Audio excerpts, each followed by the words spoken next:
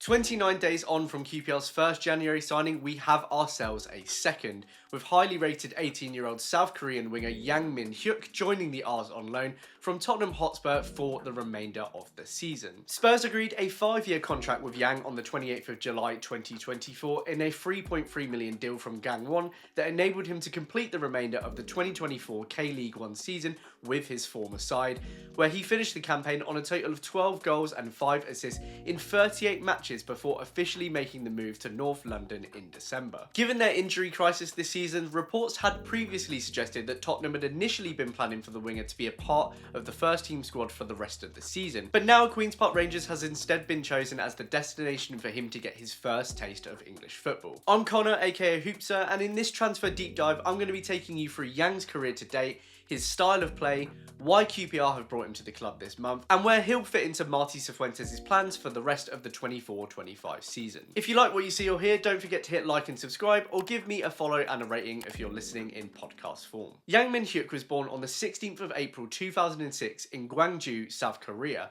and his rise as a young footballer has been nothing short of meteoric. In 2022, age 15, he joined Gangneung High School, where he started to play for the school's football club, an academy of Gangwon FC. Over the next 18 months, he would go on to make 4 appearances for Gangwon's under-18s in the K-League Under-18 Championship, scoring his first goal against Daejeon. But it was his appearances for South Korea at youth level that truly caught the eye. Yang racked up 23 appearances between the under-16s and 17s, scoring his first international goal in a friendly against Mexico under-16s.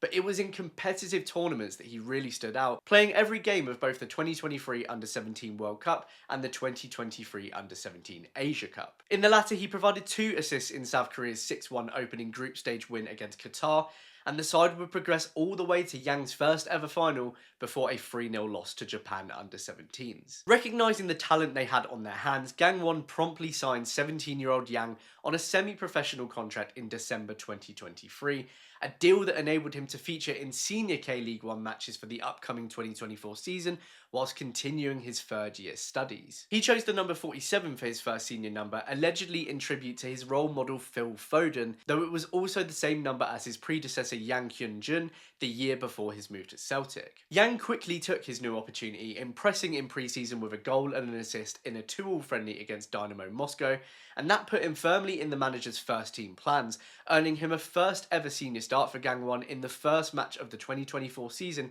against Jeju United. Having just become Gangwon's youngest ever player debut, it took him little more than 30 seconds to register his first senior assist for the club with a deflected shot in what would end up a 1-1 draw. 8 days later, in the second match of the season, he would break more records when he scored his first senior Gangwon goal with a curling strike into the top corner in what would be a 4-2 loss to Gwangju. Not only becoming the club's youngest ever goal scorer, but the youngest goal scorer in the history of K-League 1 and the youngest player in the division to provide 2 goal involvements in 2 successive matches. Yang's exciting and direct wing play quickly became integral to Gangwon's success in the 2024 season, not only through his goal contributions, but also his ability to execute the team's intense high press. By the season's midpoint in June, he added a further 4 goals and 2 assists to his name, and Gangwon was sitting pretty in second place, a considerable achievement having only narrowly escaped relegation via the playoffs the season before. His remarkable start to the season meant that on the 17th of June 2024,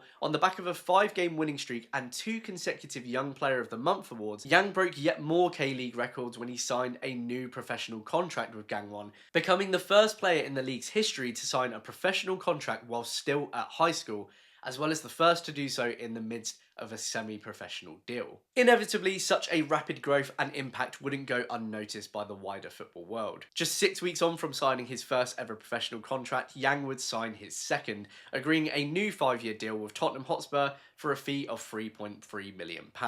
Between the 2 clubs, it was agreed the 18-year-old would remain with Gangwon for the rest of the 2024 season before completing his move to North London in December. It was a sensible decision. Yang featured in all 38 matches of the season, and he would add another 10 goal contributions in the second half of the campaign, bringing his total to 12 goals and 5 assists in his maiden senior campaign in turn guiding Gangwon to the second place finish they've been dreaming of throughout the season, their record highest finish since forming in 2008. As well as his goal contributions, he would also rack up a total of 5 Young Player of the Month awards, 4 of which were back-to-back, as well as 1 Player of the Month, of which he was once again the youngest ever recipient of. He would, of course, win Rookie of the Season, as well as a deserved place in the Team of the Year. When the K-League 1 season finished at the end of November, Yang confirmed to the South Korean press that he would be making the move to Spurs a month earlier than planned, to start training with the first team squad and continue to learn to speak English. Come January, Yang started to make Tottenham's bench 3 times an unused sub against Everton and Leicester City in the Premier League,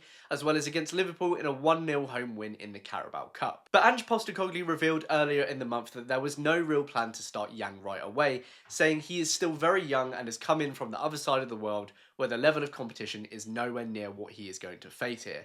We will give him time to adapt. And clearly it's that mode of thinking that has led to the change in tact that will now mean that Yang spends the rest of the season on loan at Queen's Park Rangers, despite Spurs' ongoing injury problems. So what kind of player can QPR fans expect Yang to be, and where will he fit in at Rangers? Naturally, as a fellow South Korean to Son at Spurs, he will draw a lot of lazy comparisons, but he is much more of a creator and a dribbler than a finisher like Son. Coming in at a much shorter 5'8", he's predominantly a right winger, though he did have the flexibility to play 12 times from the left last season, and he likes to drift through the middle of the pitch too. His game centres on his excellent dribbling ability, balance, and his explosiveness on the ball. He's very comfortable taking players on one-on-one and manoeuvring through tight spaces, and he likes to use his first touch and bursts of pace to escape from his markers. He's a very two-footed winger, and from his goal map last season you can see that he can finish from pretty much anywhere, both inside and outside the box. As previously mentioned though, his play does go beyond goal contributions.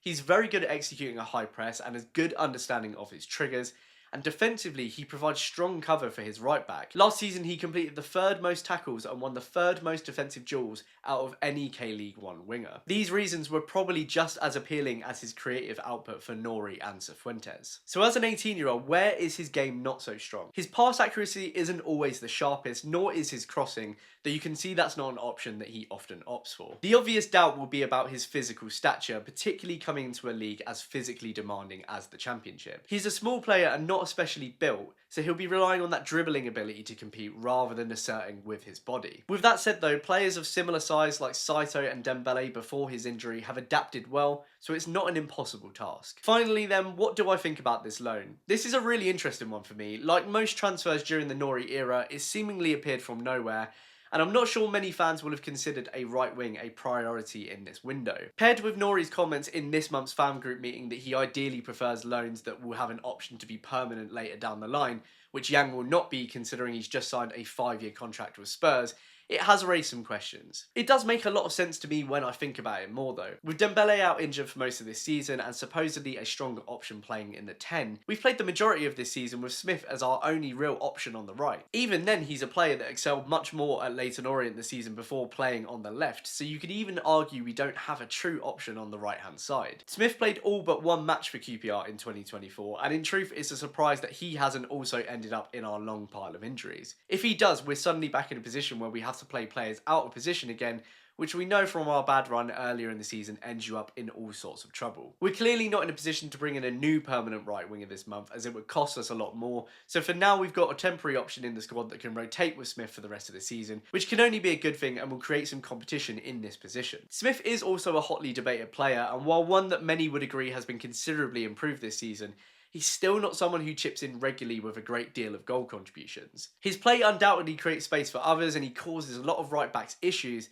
but if Yang takes to this league quickly and can translate what he did in the K-League, we've now got someone who can hopefully chip in with more goals and assists in that front line. It also now gives Paul an opportunity to come on and impact games against tired defenders rather than starting, which is a role that he excelled in last season. Now, some have questioned why we would bring in a player for 4 months when we could be developing one of our own, but there doesn't seem to really be a forthcoming option out on the right hand side, so I can see the logic. Yang does also provide much needed pace in a side which has sorely lacked it this year. And to be honest, I think this one also goes far beyond bringing in positional cover. When discussing the fact that he's not keen on loans where we don't have the option to buy the player at the end, Nori went on to say that we have one of the smallest budgets this season and that it wouldn't be possible to not have players on loan. But the most interesting part of this for me when he was discussing this topic was that he said we are building relationships with Premier League clubs. By doing Spurs a favour by giving him his first minutes of English football, we could in theory bolster our chances of having first pick at young and upcoming talents from their roster in the future, which puts us in a considerably different position compared to some of the previous ex-Spurs players we picked up under Ferdinand. And if Yang's any good and settles well here, perhaps there might even be the opportunity to take him on again next season. As an 18-year-old new to English football, his wages are unlikely to be high, so I can't imagine we're paying much, if at all. It's not unheard of either for parent clubs to sometimes pay the receiving club to take their player. We're also supposedly one of a number of championship clubs that were interested in taking him, so it does speak well of QPR right now that we're the ones that have brought him in. To this extent, there really shouldn't be too much to lose. We get an exciting young talent in with the risk that he may not settle well in the league, but by doing so, we may get some stronger options through the doors in the coming seasons. I'm excited to see him play. It's a surprise addition, but who knows, he might just be exactly what we need to kick on through the rest of the season and finish well. So that's my deep dive on Yang. Thank you so much for tuning in. I'd love to hear what you think about this one. Are you happy we've brought him in? Do you think this is one too many? Let me know in the comments below. If you're new to Hoopsa and you've enjoyed this deep dive, please do consider hitting like, subscribe, follow, leave a rating on the platform of your choice. It really helps me to grow what I'm doing. Thank you so much again, and I'll maybe see you next time. Cheers!